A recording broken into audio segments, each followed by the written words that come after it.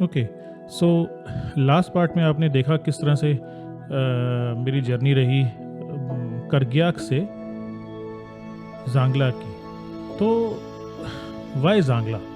Generally mostly people जो लोग होते हैं वो पदम में ही रुकते हैं। उसके 2-3 कारण हैं। एक, मुझे पदम या लेह या इस तरह के जो जैसे काज़ा है बहुत ज़्यादा पसंद नहीं है। क्यों?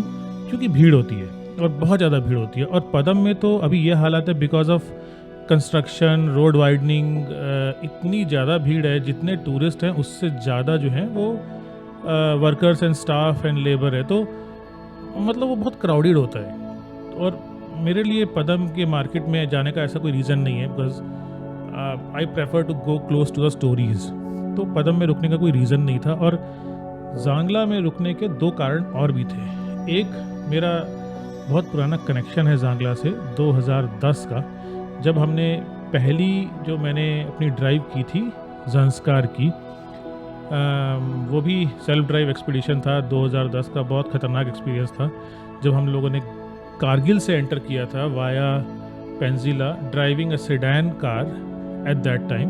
तो हाँ, पर उस टाइम पे भी हम लोगों ने पदम एक्सप्लोर किया, खारशा एक्सप्लोर किया, शिला विलेज एक्सप्लोर किया। लेकिन ज़ांगला में आके हम लोग फेल हो गए क्योंकि जो रोड थी ज़ांगला मेन रोड से ज़ांगला विलेज एंड देन ज़ांगला पैलेस तक की, वो बिल्कुल ब्रोकन थी। कोई भी गाड़ी उसमें चलाने का चांस ही नहीं था। तो हाँ, वो एक फेल्ड अटैम्प्ट था ज़ांगला का। उसके बाद ज़ांगला जाने का कभी मौका ही नहीं लगा। तो ठीक है, सोचा कि चलो ज़ांगला ही चलते हैं। और एक और रीज़न ये भी था कि एक फ्रेंड मिल गया जो कि एक एनजीओ में वॉलंटियर की तरह काम कर रहा है ज़ांगला में, इन ज़ांगला की जो ननरी है वहाँ पे। तो ही ऑल्सो सेड कि यहीं पे आ जाओ। तो मैंने कहा ठीक है, बढ़िया है, यहाँ चले जाते हैं। So he arranged very beautiful home stay, Gongma home stay, Zangla गांव के बिल्कुल बीच में है, run by a local Acho Tandup, retired teacher, जो कि अभी जस्ट इसी साल रिटायर हुए हैं। तो बहुत प्यारा सा छोटा सा होम स्टे है। ऑफ कोर्स कोई लग्जरी नहीं है, अटैच टॉयलेट भी नहीं है, टॉयलेट तो सेम फ्लोर पे भी नहीं है, नीचे आना पड़ता है। बट मेरे लिए कोई दिक्कत नहीं है, आई एम ओके।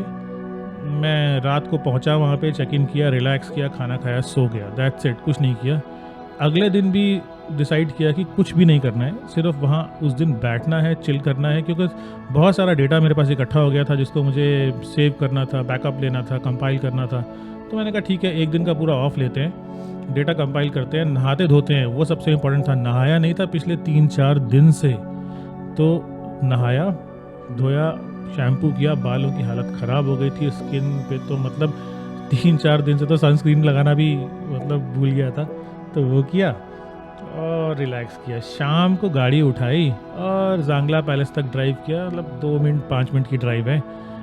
बट हाँ, सनसेट बहुत ही ब्यूटीफुल है, मतलब like any other beautiful mountain top, जहाँ से आपको एक रिवर जाती हुई दिख जाती है। ज़ंस्कार रिवर है बेसिकली, जो आपकी नदी है सरप रिवर और स्टोर्ड रिवर, जिसको कि डोडा रिवर भी बोलते हैं, वो दोनों मिलके एक ज़ंस्कार रिवर बनाती है। Then you see Zanskar river going to merge into Indus river, वो वाला व्यू आपको दिखता है।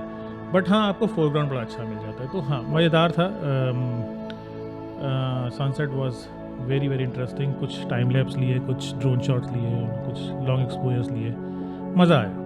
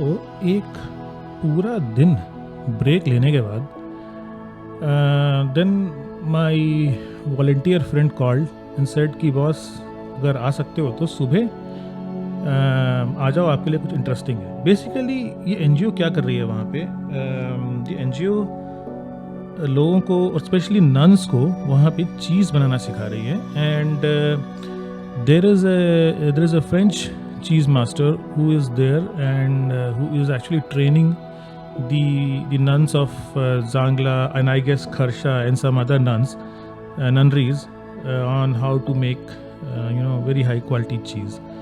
तो ये लोग क्या करते हैं, ये सुबह सुबह उठते हैं एंड गांव में जाते हैं, मिल्क कलेक्ट करते हैं।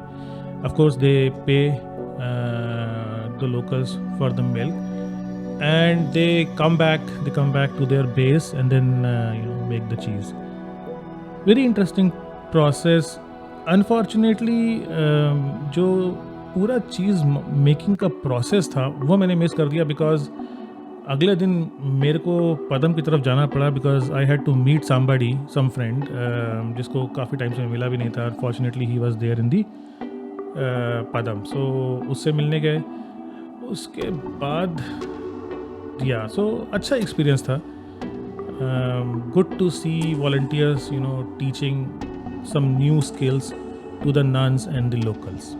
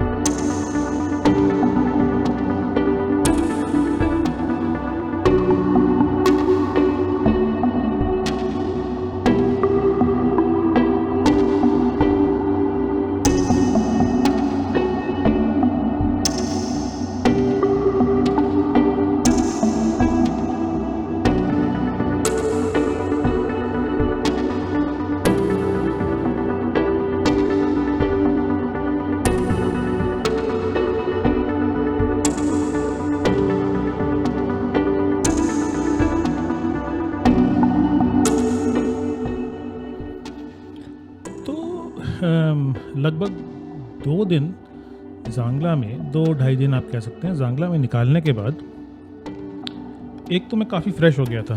जो जर्नी का स्ट्रेन था वो भी ख़त्म हो गया था, एक्लिमेटाइजेशन भी बढ़िया हो गया था। तो जांगला से निकला, रास्ते में एक बहुत ही क्विक विज़िट किया स्टोंगडे मोनेस्ट्री को। अगेन स्टोंगडे मोनेस्ट्री जब मैं 2010 में आया था तब भी मैंने किया था, तब तो बहुत अच्छा एक्सपीरियंस था, गाड़ी भी ऊपर तक चली गई थी।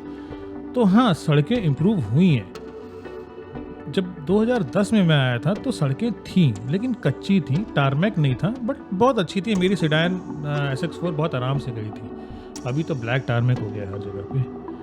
तो वो किया, और जब स्टोंगडे से निकला पदम के लिए तो जो प्रॉब्लम मुझे गाड़ी में आ रही थी कि सडनली RPM फ्लक्चुएट कर रहा था और गाड़ी बीच बीच में जैसे ही मैं ब्रेक मार रहा था बंद भी हो रही थी। तो मैंने कहा यार ये तो इशू हो गया, इसको तो फिक्स कराना पड़ेगा, क्योंकि अभी काफ़ी लंबी जर्नी मेरी बची हुई थी। पदम में 1 या 2 ही अच्छे मैकेनिक हैं, अच्छे मतलब सारे अच्छे हैं, बट मेरे को 1-2 ही दिखे, ज़्यादा कोई अरेंजमेंट्स हैं नहीं वहाँ पे। तो good thing is that he knew the problem as I explained. तो उसको पता था कि हाँ वही 99% इशू है, और कोई चेक इंजन लाइट भी नहीं आ रही थी। मास्टर एयर फ्लो सेंसर निकाला, उसको पेट्रोल से साफ़ किया, धोया, क्लीन किया, फिट किया, एंड मैंने पदम का 1-2 चक्कर लगाए, प्रॉब्लम तो नहीं आई। तो फिर वहाँ से प्लान तो ये था कि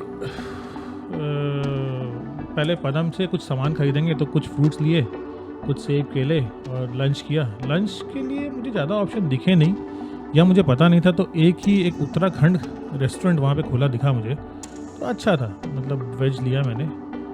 और फिर डिसाइड हुआ कि भाई खरसा देखें या फिर रंगदम की तरफ चलें। तो रंगदम की तरफ निकल लिया।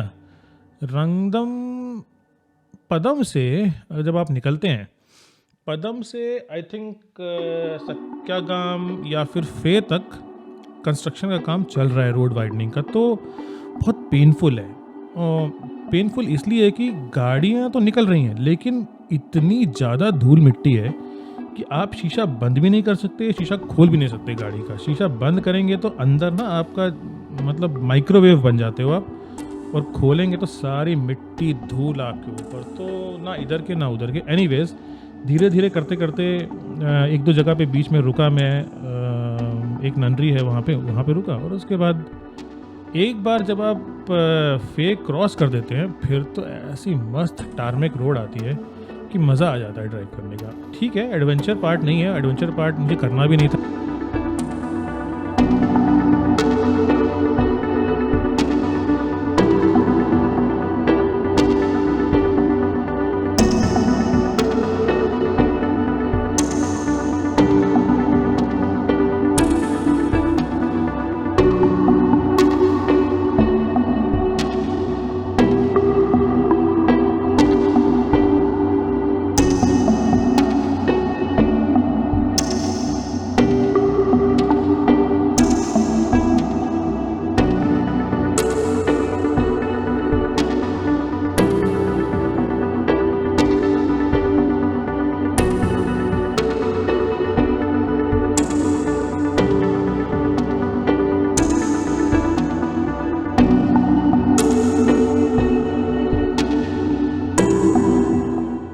तो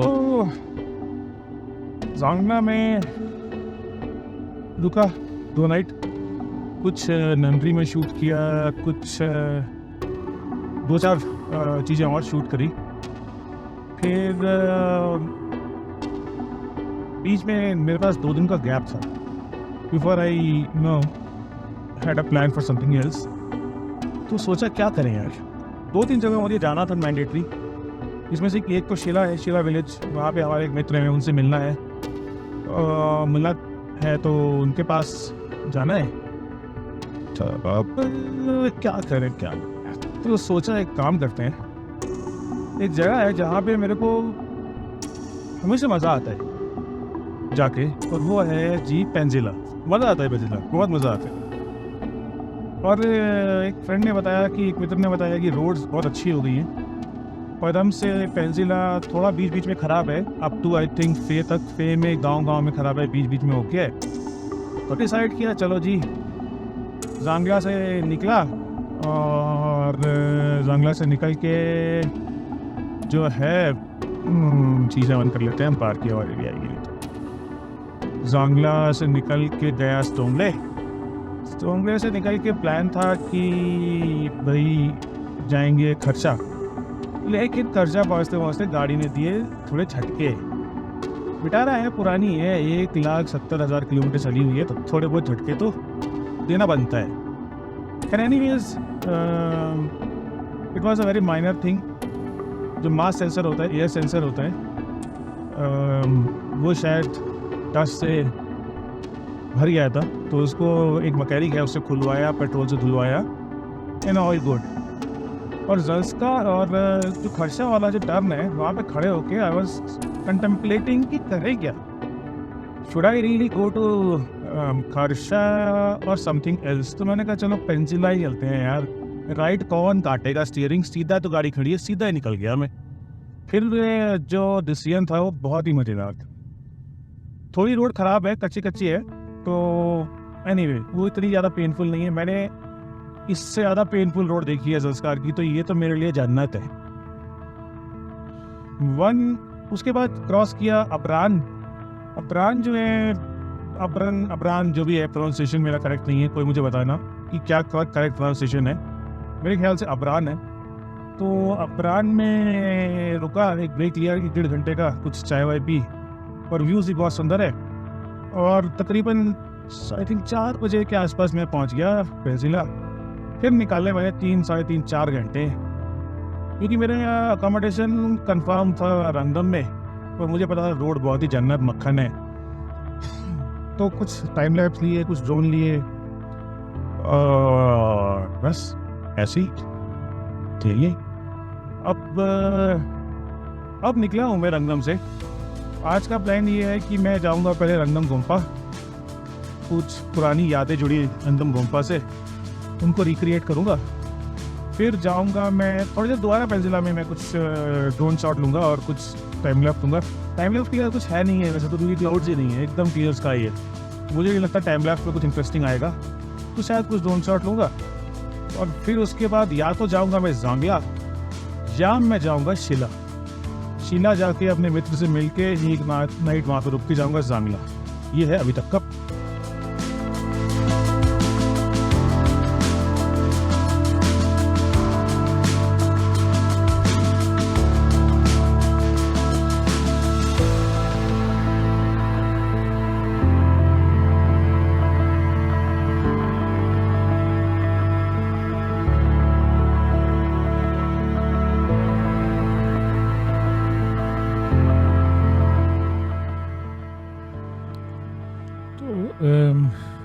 रंगम वॉज वेरी प्लेजेंट। रात को बहुत ज़्यादा ठंड भी नहीं थी, home stay was very comfortable, food जो था मज़ेदार था, बिल्कुल घर जैसा। पेट को अगर आपको मेंटेन करना है तो उससे बढ़िया खाना हो नहीं सकता है। तो फिर डिसाइड करना था अभी करना क्या है, क्योंकि मेरे पास कोई बहुत ज़्यादा बड़ा प्लान नहीं था क्योंकि मुझे 2-3 चीज़ें शूट करनी थी जो मैंने कर ली थी अपने पोर्टफोलियो के लिए।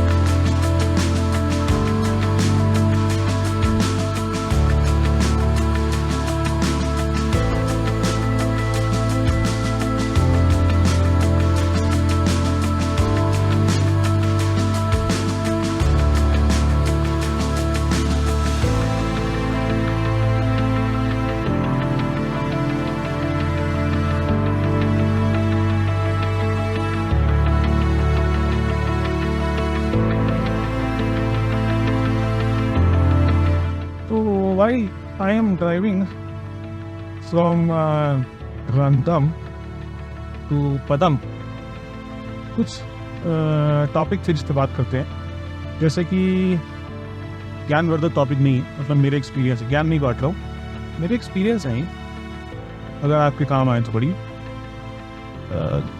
गाड़ी की प्रिपरेशन, मेरे पास ग्रैंड विटारा है जो मैं ड्राइव करता हूँ, कुछ लोगों को पता है, शायद काफ़ी लोगों को नहीं पता होगा, लेकिन थोड़ी पुरानी है, 1,70,000 किलोमीटर चली हुई है। Physically it looks quite abused, but mechanically and electrically it is very well maintained. I generally don't take any excuse of not maintaining this vehicle mechanically and electronically. ये दो चीज़ें मेरे लिए बड़ी इंपॉर्टेंट होती हैं। तो आने से पहले क्या चेंज करवाया मैंने, सारे ऑयल्स चेक करवाए। इंजन ऑयल क्योंकि मेरी गाड़ी ज़्यादा खा रही है तो इंजन ऑयल टॉपअप करवाया। आज मैंने इंजन ऑयल रंगम में चेक किया तो आधा था, तो थोड़ी लाइट हाँ की। आज चेक किया तो रंगम में आधा था, तो मैंने टॉपअप कर लिया था। ऑलरेडी कैरी दी इंजन ऑयल। गाड़ी को मैं मेंटेन कराता हूँ, मेरी पिछले 7-8 साल 10 साल से एक ही जगह है, 10 साल की 7-8 साल शायद, वो है गुडविल मोटर्स गुड़गांव। अश्वनी भाई है जिनको बहुत सारे लोग as a rallyist, as a very support team जानते हैं, उनके हाथ में होती है। कल जब मेरी पदम में गाड़ी में इशू आया तो बिफोर आई थॉट कि मैं अपना दिमाग लगाऊँ और फालतू की हरकतें करूँ, मैंने सिंपली कॉल किया अश्विनी भाई को and he gave me one single suggestion कि भैया मास एयर सेंसर को निकालो, साफ करो, धो दो, खत्म। तो बस बेसिक से क्लीनिंग की मैंने, सारी चीज़ें चेंज कराई। मेरा हैंड ब्रेक जब मैं गुड़गांव में था तो काम नहीं कर रहा था, तो हैंड ब्रेक इसलिए काम नहीं कर रहा था क्योंकि ब्रेक शू ख़त्म थे, तो वो मंगवाए। खाना भी तो एक चैलेंज है बेटारा में। तो एनीवे उसकी एक अलग कहानी है, कभी बताऊँगा। तो वो मंगवाए, 6 दिन में आए, लगाए, काम करता हूँ। बाकी सारी चीज़ें, ब्रेक पैड सब मेरे ऑलरेडी चेंज थे। रेडिएटर एक ऐसा वीक पॉइंट है मेरी इस गाड़ी का, जो काफ़ी बार हिट हुआ है। तो मेरे लिए बड़ा वो था कि कैसे ये मेंटेन होगा। पर नॉनदलेस वो भी मैंने किस तरह से जुगाड़ करके कर लिया, क्योंकि नया खरीदने की हिम्मत नहीं थी और बजट नहीं था और पैसे भी नहीं थे। बहुत बजट में ये ट्रिप कर रहा हूँ मैं, तो ज़्यादा अदर देन गाड़ी की प्रिपरेशन में जो खर्चा हुआ है, मैंने और कोई खर्चा नहीं किया इस ट्रिप में आने से पहले। छोटी छोटी चीज़ें होंगी जो ऑफकोर्स फोटोग्राफी के पर्सपेक्टिव से थी, बट अदर देन दैट कोई खर्चा नहीं किया। एक भी पैसा प्रिपरेशन में नहीं लगा, सब चीज़ें घर पे पड़ी हुई थी। लाया मैं सब कुछ हूँ गाड़ी के अंदर। मेरे गाड़ी के अंदर इस समय पूरा एक किचन है, जिसमें कि दाल चावल आलू प्याज सारे मसाले, गरम मसाले, खड़े मसाले सब है, और प्रॉपर चूल्हा है अंदर। और लेकिन मैं वह कभी यूज़ नहीं करता हूँ, वो मेरी इमरजेंसी के लिए। मेरे पास टेंट भी है गाड़ी में, टेंट है, 2 स्लीपिंग बैग है, एक रजाई है, एक कंबल है, अंदर ग्राउंड शीट, बहुत बड़ी मोटे वाली ग्राउंड शीट है। लेकिन वो again I am not really like, मैं वो कैंपिंग के वीडियोस या फिर कैंपिंग का बहुत ज़्यादा शौकीन नहीं हूँ। मैं कभी once in a moon camping कर लिया तो बस मेरे लिए सफिशिएंट है। तो ये सारी चीज़ें जो है मेरे लिए एज अ बैकअप है, अगर ज़रूरत पड़ गई इमरजेंसी। क्योंकि माउंटेन्स में कहीं पे भी कभी भी किसी भी वक्त किसी भी समय फंस सकते हो आप, तो उसके लिए रेडी रहो। वो प्रिपेयर किया गाड़ी में, बाकी सारा सामान जेरी केन, शावर, टोरो, जंप स्टार्ट, कंप्रेसर, छोटी मोटी चीज़ें, एक्स्ट्रा वायर्स, एक्स्ट्रा फ्यूजेस, वो मेरे पास हमेशा ही गाड़ी में रहते हैं। तो मेरे लिए वो प्रिपरेशन का पार्ट ही नहीं है, because it always remains in my car. Extra engine oil, extra coolant मेरी गाड़ी में हमेशा ही रहता है, क्योंकि कूलेंट खाती है मेरी गाड़ी। कूलेंट नहीं, सॉरी, इंजन ऑयल खाती है, कूलेंट तो ठीक है, कूलेंट नहीं खाती है।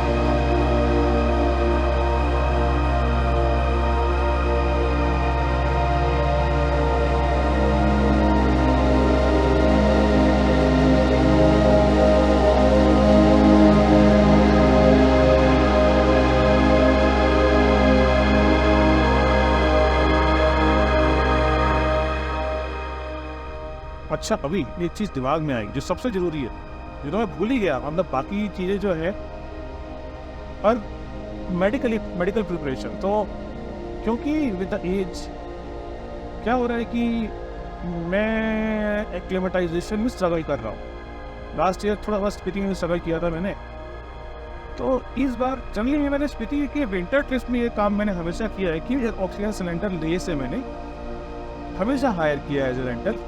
लेकिन इस बार मैंने गुड़गांव से हायर किया एक बड़ा वाला ऑक्सीजन, 10 लीटर का ऑक्सीजन सिलेंडर, जिसकी कैपेसिटी इतनी है कि अगर मैं 2 लीटर पर आवर भी लगाऊंगा तो 10 घंटे तक, 2-1.5 लीटर 1 लीटर भी लगा दूंगा तो 10 घंटे तक वो चलेगा। तो इमरजेंसी हुई तो कम से कम नियरेस्ट सपोर्ट में तो जा ही सकते हैं। तो वो रखा मैंने।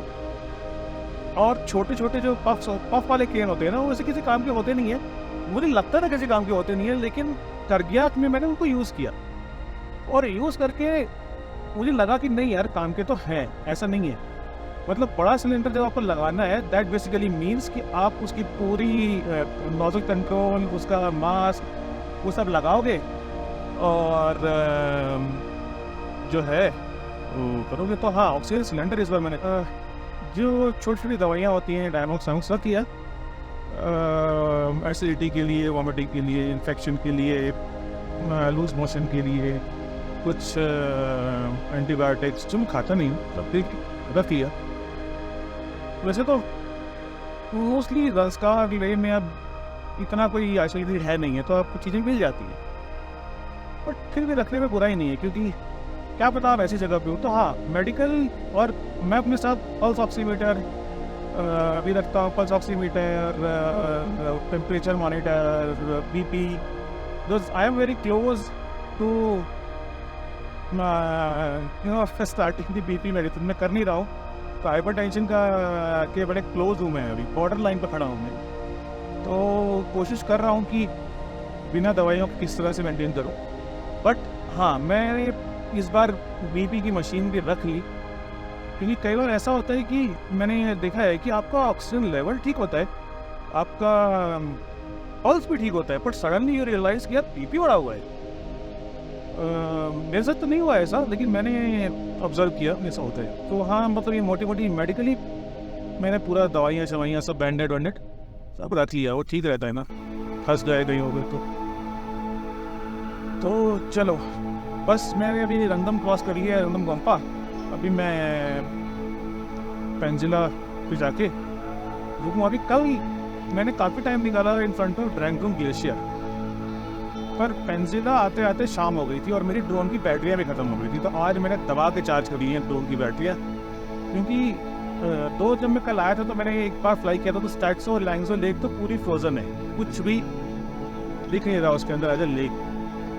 बट हाँ, आई थिंक क्योंकि इवनिंग हो गया था तो लाइट इतनी अच्छी नहीं थी, अभी लाइट बहुत हार्श है।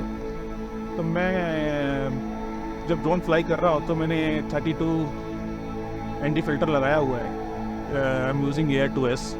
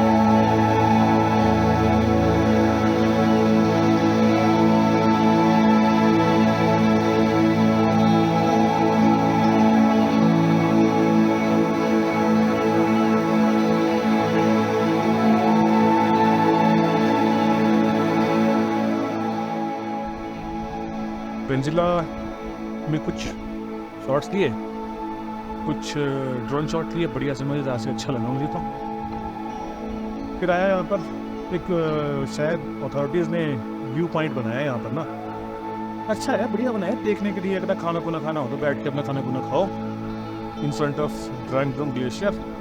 पर विंडी इतना है, आई थिंक ड्रैंगडूम ग्लेशियर को देखने का सबसे बढ़िया टाइम जो है ना वो है इवनिंग में, क्योंकि सुबह और दोपहर को इतनी हवा चलती है, इतनी हवा चलती है। मेरा अभी मन था कि ड्रोन फ्लाई करने का, लेकिन भाई साहब ड्रोन तो फ्लाई हो जाएगा, मतलब टाटा बाय बाय हो जाएगा, वो नहीं कर सकता मैं, इतने पैसे नहीं है। तो बात करते हैं ग्लेशियर की। शायद मुझे ऐसा लग रहा है, मतलब मैं एनवायरमेंटलिस्ट नहीं हूँ, मैं जियोलॉजिस्ट नहीं हूँ, पर मुझे ऐसा लग रहा है कि ये ग्लेशियर पीछे जाता जा रहा है। मैं जब घर वापस जाऊँगा या फिर मैं अपने इन्वेंट्री में देखूँगा, जब मेरी हार्ड डिस्क में पुरानी ड्राइंग रूम ग्लेशियर की फोटोग्राफ्स जो मैंने लिए होंगे, तो मुझे ऐसा लग रहा है कि मैंने बहुत आगे होता। और वो ऑब्वियस भी है, considering that there is a environment chaos everywhere। हो सकता है यहाँ पे भी कहीं सारी दुनिया ही ग्लेशियर पिघल रहे हैं, तो ये तो पिघलेंगे ना। सुंदर लग रहा है भाई साहब, मजा आ जाता है देख के। देखो आप एक इसका ना ड्रोन शॉट देखो आप, मजा आएगा।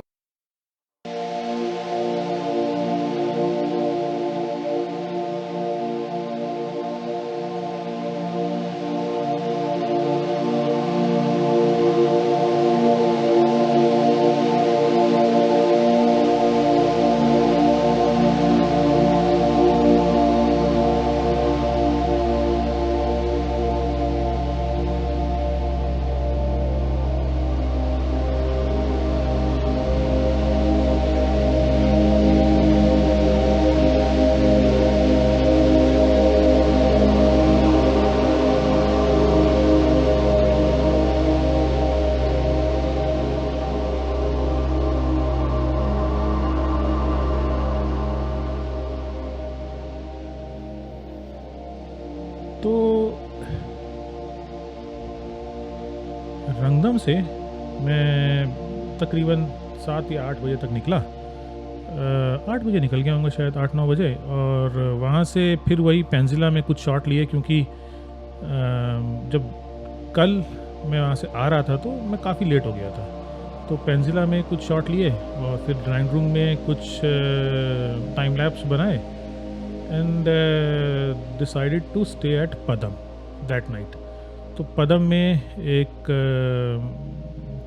बेसिक सा होटल ले लिया मैंने, बढ़िया था, काम चलाओ। मेरे को साथ में रुकना होता है, मेरी रिक्वायरमेंट बहुत बेसिक होती है कि बेडशीट क्लीन, टॉयलेट क्लीन और बेसिक सा फूड वर्क्स फॉर मी, मुझे और चाहिए ही कुछ नहीं।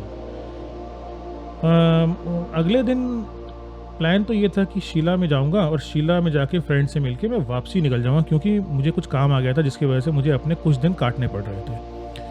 शीला वाले फ्रेंड को फ़ोन किया, ही वॉज नॉट पिकिंग और उनका सिग्नल मिल नहीं रहा था। तो मैं डाउटफुल था कि मैं इतना आगे जाऊं और वहाँ ना मिले वो। तो फिर डिसाइड किया वापस चलते हैं। तो वापसी मैंने डिसाइड किया था कि मैं आऊँगा भी शिंकुला से और वापस भी शिंकुला निकलूँगा। तो शिंकुला में निकलूँगा तो मैंने डिसाइड किया कि भाई रात स्टे करूँगा मैं वही अपना आचो कैंप ड्राइंगड्रूंग ग्लेशियर में करग्याक के पास, और फिर वहाँ से सीधा घर को। रंगदम कट। तो पदम से निकल के कुछ देर मैंने बर्दन गोम्पा के आसपास टाइम निकाला। एक क्विक विज़िट किया मुने गोम्पा में, और फिर मैंने वही सेम रूट पकड़ा जो मैंने आते हुए रूट पकड़ा था। आनमो से मैंने राइट साइड वाला ब्रिज, जो बेसिकली सरप के राइट साइड पे होते, सरप और करग्याक छू के राइट साइड से होता हुआ निकलता है, वही सेम जमतांग और यल गांव से होता हुआ वे नॉन स्टॉप, नो इश्यूज़। एक बीच में छोटा सा लैंडस्लाइड था, उसको क्लीनिंग करने में 15 मिनट। तो मैं निकला हूँगा सुबह 8 बजे और 12 बजे तक मैं जो गंबरोंजन पीक के नीचे अपना आचू कैंप है वहाँ पहुँच गया। रात में कुछ टाइम लैप्स लिए, शाम को भी क्लाउड्स अच्छे आ गए थे तो कुछ टाइम लैप्स लिए, एंड अर्ली मॉर्निंग कुछ शूट किया एंड दैट्स इट। 9 बजे शिंकुला के लिए निकला। शिंकुला क्रॉस किया आराम से। 1-2 जगह पे थोड़ा गंदा है रास्ता, चढ़ाई के टाइम पे थोड़ी डिफ़िकल्ट होती है, उतराई के टाइम पे इतनी डिफ़िकल्ट नहीं होती है, बट हाँ कोई इतना ज़्यादा पेन नहीं था। काफ़ी रोड अच्छी हो गई है। शिंकुला से निकला, मेरी टाइमिंग इतनी अच्छी रही कि जब तक मैं सोलांग के पास पहुंचा, ऑलमोस्ट लोग अभी उस समय लंच टाइम था तो लोग इधर उधर सेटल्ड थे, तो वो क्रॉस मारा और मनाली पहुंच गया था मैं कोई 3 बजे के आसपास, 3 के आसपास मनाली पहुंच गया। और उसके बाद अगले दिन सीधा मानेसर, नो प्रॉब्लम्स। तो ये थी एक छोटी सी जर्नी ज़ंस्कार की, मेरा एक पहला attempt to make a travelogue तो thank you very much everyone for those who watched it, जिन्होंने कमेंट्स किए, जिन्होंने लाइक्स किए। मेरा पहला यूट्यूब चैनल है उसमें, और पहला मतलब ट्रैवलॉग है। And I sincerely apologize if I made any rookie mistakes as a YouTuber, क्योंकि चीज़ें अभी डेवलप हो रही हैं, मैं सीख रहा हूँ चीज़ों को, कहाँ गलतियों को ठीक कर सकता हूँ। तो आई थिंक धीरे धीरे इम्प्रूव कर लूँगा। मज़ा तो आया। तो अभी नेक्स्ट जो जर्नी है वो बड़ी इंटरेस्टिंग होने वाली है, होगी माउंटेन्स में ही, लेकिन इंटरेस्टिंग होगी। तो yes, I request you all to subscribe the channel, share the videos and channel, and keep watching.